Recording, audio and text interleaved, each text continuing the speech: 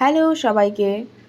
যেমন কি আমি আগের দিনের মেনু ভিডিওতে বলেছিলাম যে আমি পুজো দিতে যাব পরের দিনকে, সেজন্য নিরামিষ খাচ্ছি। তো সেই পরের দিনটা মানে আজকে আমি পুজো দিতে বেরিয়ে পড়েছি। আজকে আমি পুজো দিতে গেছি আমার বড়মা বাড়ির ওখানে, মানে আমার নিজের মাসির বাড়ি তপসিয়ার দিকে। সো গেছি বাসে করে যাওয়ার সময়। সো পৌঁছে গেছি, ওখানে নেমে পড়েছি।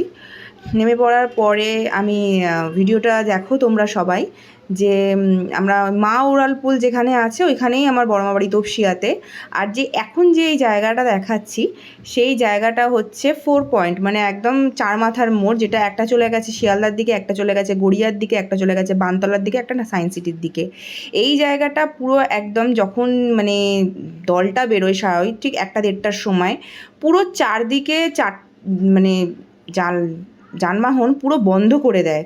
20 থেকে 30 মিনিট একদম বন্ধ হয়ে যায়। তো আমরা তার আগেই পুজো দিয়ে বেরিয়ে আসার প্ল্যান ছিল, যেহেতু বাচ্চা মেয়েকে আমি রেখে গেছিলাম। তো আমরা পৌঁছে গেছি প্রথমে যুগনি মায়ের থানে। ওখানে গিয়ে আমি পুজো দিলাম। আমি আমার বড়দি ভাইয়ের সাথে গেছিলাম, ও পুজো দিয়েছে, ও প্রথমে পুজো দিয়েছে, তারপরে আমি পুজো দিয়েছি।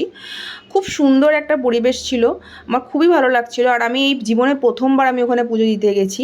আমার মাসির বাড়িতে এত বছর ধরে যাতায়াত, কিন্তু আমি কোনো দিন ওখানে পুজো দিইনি। এটা হচ্ছে বাৎসরিক পুজো, বিরাট করে পুজো হয়। বুঝতেই পারছো, চারদিকের গাড়ি দাঁড়িয়ে যাচ্ছে, মানে বিশাল করে পুজো হয় ওখানে। ওই মন্দির থেকে এই যে যুগনি মায়ের থানটা যেটা আছে, এখানে মন্দির থেকে পুরো একদম দলটা আসবে, হরিনাম হবে, বাতাসা লুট হবে, তারপরে আবার শীতলা মায়ের মন্দিরে ফিরে যাবে। তো প্রথমে যুগনি মায়ের থানেই আমরা এসেছি, পুজোটা দিয়েছি। ওখানে দেখো সবাই শাড়ি পরাচ্ছে, ওটা একটা গাছ, তো গাছটাকেই মা হিসেবে পুজো করা হয়। আমার বলছে আবার ঘন্টাটা দুবার বাজাতে। তো যাই হোক, আর ওখানে সবাই দণ্ডিও কাটছিল। তো আমরা এবারে মন্দিরে পৌঁছে গেছি, মেন মন্দিরে পৌঁছে গেছি। দেখো চারিদিকে বেশ একটু মেলা মেলা টাইপ একটা ভাইবস এসছে, মেলা বসেছে সবাই। মন্দিরটাও খুব সুন্দর, মন্দিরটা দেখতে অনেকটা দক্ষিণেশ্বর মন্দিরের মতন। দেখো কত ভিড় হয়েছে। এই ভিড় কিছুই না, আরও প্রচুর ভিড় হবে। ওই যে ওই দিক দিয়ে গাড়িগুলো আসছে, ওগুলোও পুরো একদম আটকে দেবে একদম যখন দলটা বেরোবে। তো আমরা পুজো দিতে, দেখো মন্দিরটাকে আমি তোমায় দেখাচ্ছি। মন্দিরটা দারুণ সুন্দর মন্দির। তো দেখো সব বাতাসা লুট দিচ্ছে। আমি ওই ভিড়ের মধ্যেই ঢুকেছিলাম পুজো দিতে জন্য, তাড়াতাড়ি করে পুজো দিয়ে আমাকে ফিরতে হয়। আমি ছোট্ট বাচ্চাকে আমি রেখে গেছিলাম আমার বাড়িতে। তো এই যে দেখো মন্দিরটা খুব সুন্দর করে সাজিয়েছে। আর ওটা হচ্ছে রাধা গোবিন্দর মন্দির। আর এই যে মায়ের মোহময়ী রূপ, খুব মানে মনটা একদম ভরে গেল আজকে একদম পুজোটা দিয়ে। আর খুব জাগ্রত মায়ের মন্দির। তোমরা চাইলে অন্যদিন এসেও, আজকে তো বাৎসরিক পুজো ছিল, তোমরা চাইলে অন্যদিন এসেও পুজো দিতে পারো। খুবই জাগ্রত মায়ের মন্দির।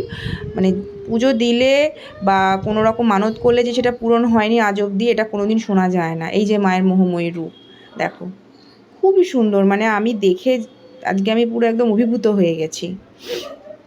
যাই হোক, আমাদের পুজো দেওয়া হয়ে গেছে। এর মাঝখানে আমি আমার মাসিতে একটু ঢুকেছিলাম, ঢুকে 5 মিনিটের মধ্যে আবার বেরিয়ে চলে এসেছি, যেহেতু ফিরতে হবে। দেখো অলরেডি গাড়ি ব্লক করতে শুরু করে দিয়েছে। ওই যে আমরা যেহেতু ওই বাঘটি সাইডে আসছিলাম, তাই ওই দিকটা ফাঁকা ছিল, তখন আমরা বেরিয়ে গেছি। অলরেডি গাড়ি জমতে শুরু করে দিয়েছে। তো আজকের ব্লগটা এই পর্যন্তই। বাড়ি ফিরছি এই মুহূর্তে, আর দেখা হবে নেক্সট ব্লগেতে।